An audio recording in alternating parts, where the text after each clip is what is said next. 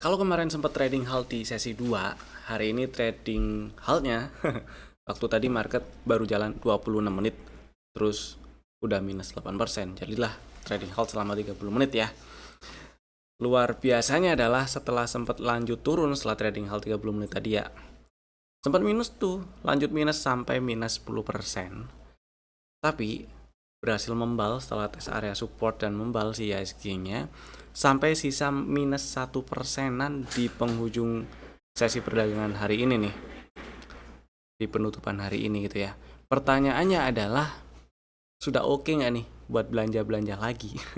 Atau bakal ada turun-turun lanjutan lagi nih besok ya? Jadi kita akan bahas, tonton sampai selesai.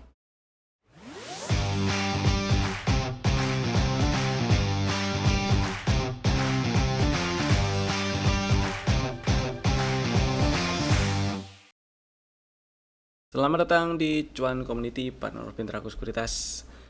Oke, emang IHSG hari ini sempat turun sampai ke 7481.99. Tadi seri 1 saya pikir ya udahlah tutup di bawah 7854. Struktur eksternalnya ini low value-nya di breakdown, uptrend-nya udahan, bubar lah ya. Maksudnya OTW ke 6 ribuan lagi nih, bisa-bisa 7 ribuan sekian sih, 7.200, 7.500 udah, 7.200 belum. Nah itu sih terang ya, waktu tadi sempat breakdown 7850 tuh. Ternyata setelah turunnya diperparah sampai minus 10% setelah trading halt 30 menit ya, kan turun sampai 7481 tuh, 0,99, membalnya sampai tutup di 8232. Bagus nih. Kemudian saya lihat kok niat nih ya reboundnya. Katalisnya ada beberapa. Kalau misalnya Bapak Ibu lihat di berita-berita, banyaklah yang banyak hal yang diberitakan, mulai dari hasil rapat darurat BI dengan OJK, kemudian terkait permintaan si MSCI kemarin lah ya. Itu ada di sini, saya nggak mau bahas ini. Yang jelas ini berita-berita yang muncul hari ini setelah di siang tadi lah, di entah sepanjang sesi 1 sampai istirahat tengah sesi, kemudian sampai siang-siang sesi 2 baru mulai dan seterusnya. Yang jelas memberikan efek positif untuk IHSG. Dari mana taunya ya, faktanya ini IHSG membal ya, setelah tes area-area support membal. Dan kemudian tadi hari ini juga membalnya ditopang oleh saham-saham big banks ya. Saham-saham big banks hari ini membal. Kita lihat BRI dari yang tadi sempat turun sampai ke 3360, saya pikir juga ini ya lanjut downtrend lagi dah. Tutup di bawah 3360 soalnya struktur eksternalnya downtrend lagi nih. Tapi ternyata enggak.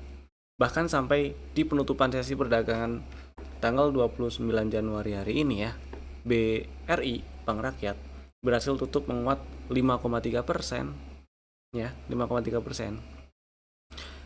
Ini sih bagus. Bagus karena nggak tutup di bawah 3360 ya. Dan bahkan tadi sempat nyamperin, bukan tadi sih ya, tadi sempat turun sampai ke bawah 3360 ya, nyamperin area beli lah jelas.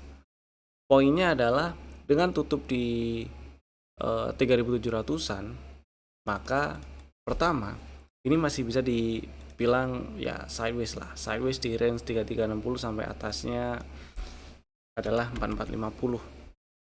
Dan area maksudnya masih bisa diincar buat yang masih pengen beli banking gitu ya. Area belinya masih di 3660, 3650, 3500 gitu ya. Stop lossnya tetap kalau turun dan tutup di bawah 3360. Dan targetnya tetap target TP1 dari setup yang sebelumnya di 4300-an. 4000 dulu lah ya, 4000, 4100, kemudian 4300. Dari situlah, dari 4000 lanjut ke 4300 kalau berhasil breakout 4000 berapa nih, 4050 gitu. BRI ngenopang ISG, kemudian BMRI juga. Saya pikir tadi wah ini jangan-jangan dilanjutin nih breakdown 4010. Kalau sampai BMRI breakdown 4010, ini sah lanjut downtrend sih, karena struktur eksternalnya masih downtrend. Begitu breakdown 4010 ya udah, ini si PMRI-nya lanjut ke bawah, dan ternyata tutupan 4630 meskipun cuma menguat 1,5% ya. Di penutupannya nggak sebanyak si bank rakyat naiknya dibandingkan penutupan kemarin. Tapi yang menarik dari si PMRI ini adalah tadi turunnya sempat jemput bahkan level entry dari setup yang udah kebentuk, yaitu di 4110. Buat yang berani-berani sih tadi beli, harusnya udah ada cuan. Pertanyaannya, pada berani beli nggak tadi? Saya rasa sih sedikit yang tadi berani langsung sikat beli-beli. Dan waktu live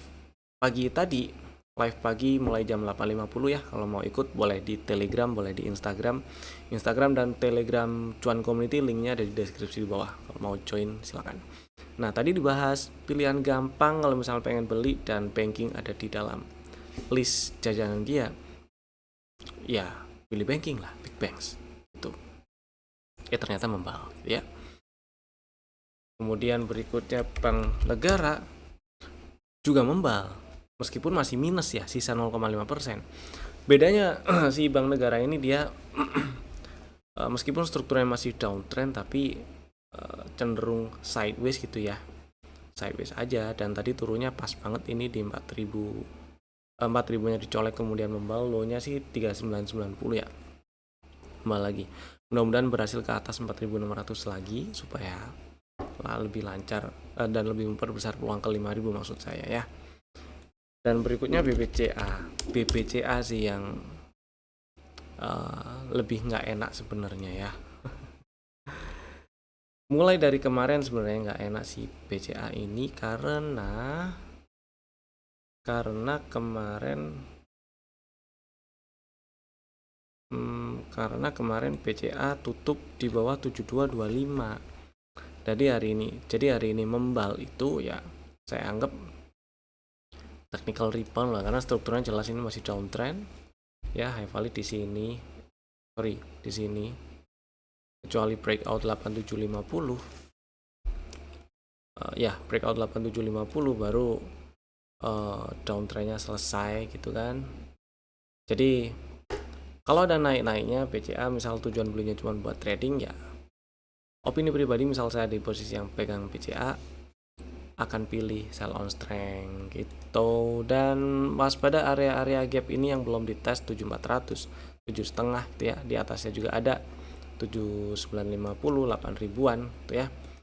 Kemudian misal ternyata nggak membal, langsung turun bahkan sampai breakdown 7.000, tutup di bawah 7.000. Good newsnya sih hari ini 7.000 masih bisa jadi support ya. Tapi kalau besok kan hari Jumat nih ya, penutupan di minggu ini nih, di pekan ini, kalau tutup di bawah 7.000, peluang untuk lanjut ke 6.000 bulat atau bahkan lebih bawah itu jadi makin besar gitu sih. Jadi ya kalau sampai tutup di bawah 7.000 nggak ada salahnya nunggu di 6.000 bulat atau lebih bawah, entah 58, ini berapa ya lowesnya ya, 5.900 atau 58, 5,5 gitulah ya.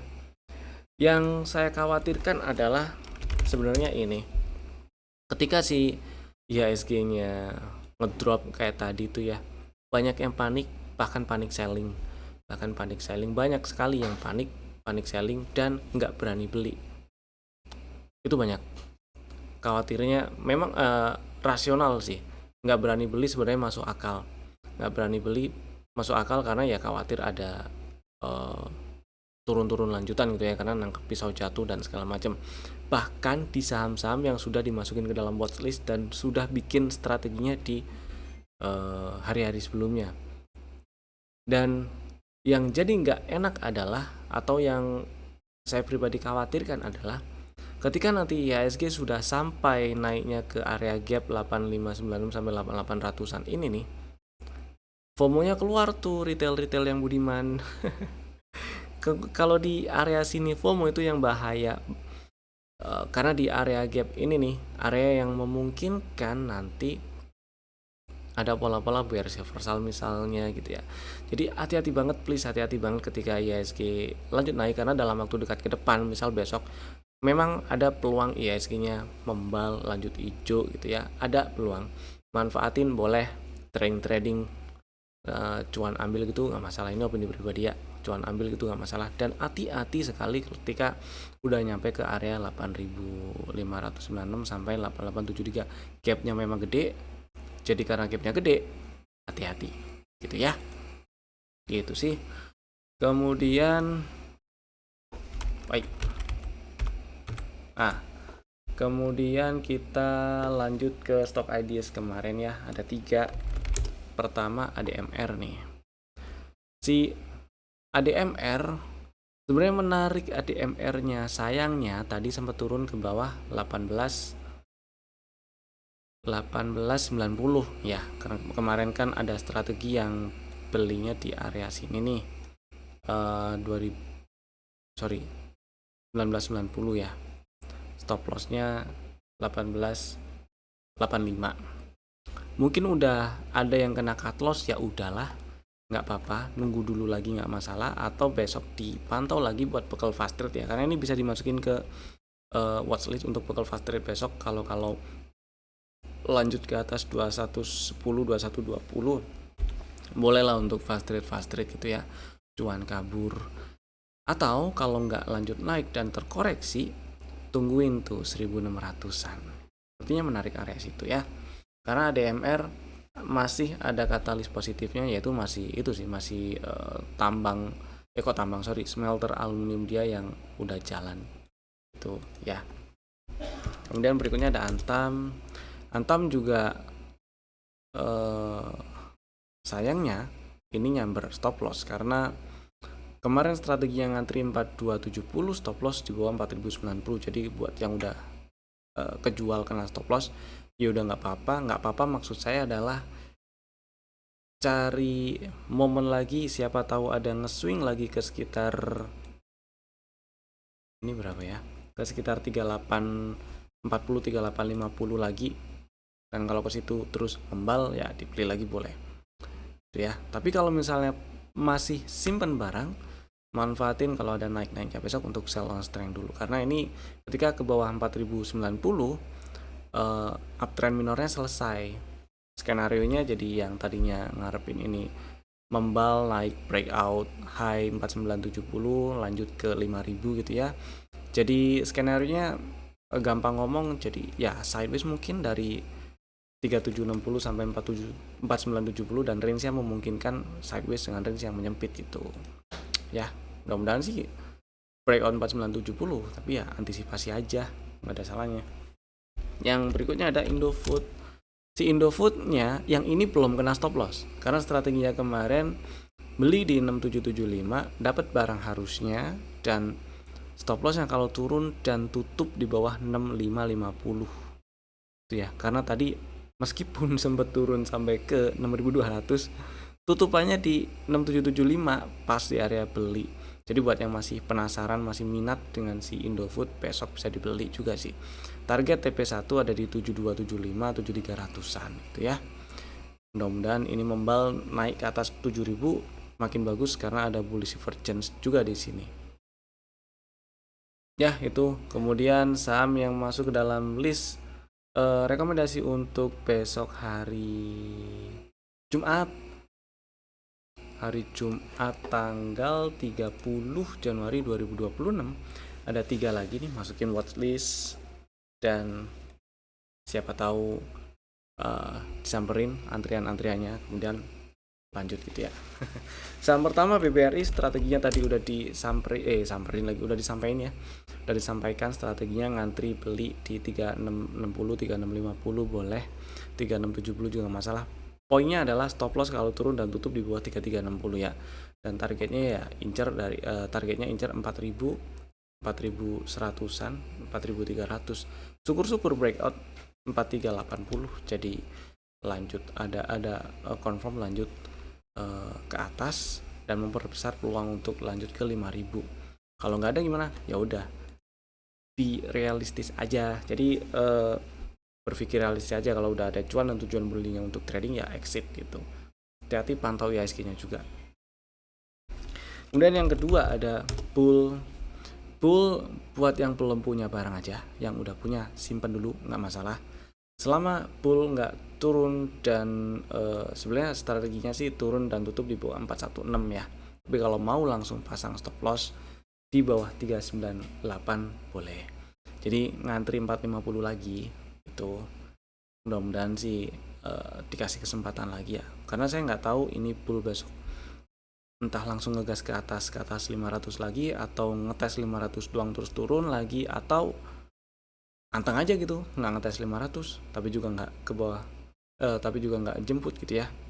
Jadi strateginya buat yang pengen lebih santai gitu, incer 450 masih bisa, stop loss ya kalau mau langsung pasang di bawah 398 ya. Tapi perhatiin juga closingnya waktu sore-sore, kalau tutup di bawah 416 ya itu udah nggak enak. Dan targetnya kita incer 600-an ya, mudah-mudahan sih bisa lebih. Karena kalau sampai dia naik kemudian breakout 685, bagus.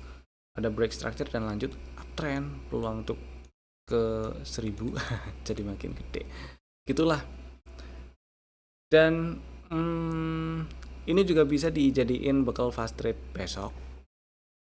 Nih ya, misal nggak dijemput antriannya dan naik ke atas 494, boleh tuh langsung ngikut buat fast trade dulu. Tapi ya fast trade stop lossnya ya sebawah-bawahnya di 438 berarti itu sih ya.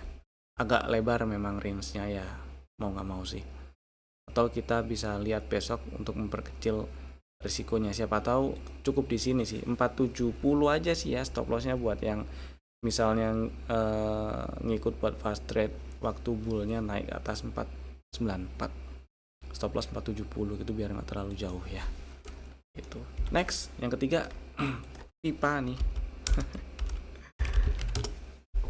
Pipa catatannya hati-hati aja ini ya, hati-hati atur size, volume, atur money management. Dan ini ceritanya pipa ada setup yang kebentuk di bulan Desember lalu. Kemudian sebenarnya udah nyamperin level pre-entry dan nyamperin target TP1 di 300. Seingat saya pernah bahas dan harusnya pernah ada cuan yang harusnya juga udah di take profit. Gitu ya, setidaknya kena trailing stop. Terus sekarang hari ini maksud saya sempat turun ke bawah 194 tapi tutupan di 218.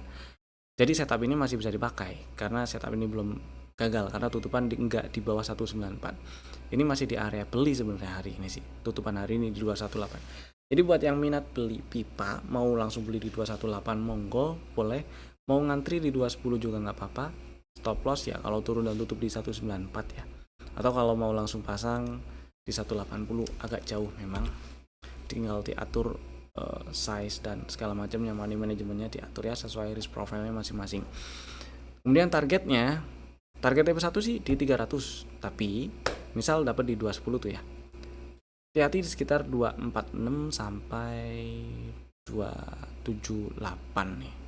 Karena masih memungkinkan di situ seret-seret gitu ya. Jadi kalau mau TP entah TP sebagian atau seberapa dulu di area itu boleh. Itu tadi 3 saham pilihan kami untuk besok hari Jumat 30 Januari 2026. Terima kasih telah tonton video ini dari awal sampai selesai. Saya Evan, sampai jumpa lagi di video kami berikutnya. Dadah.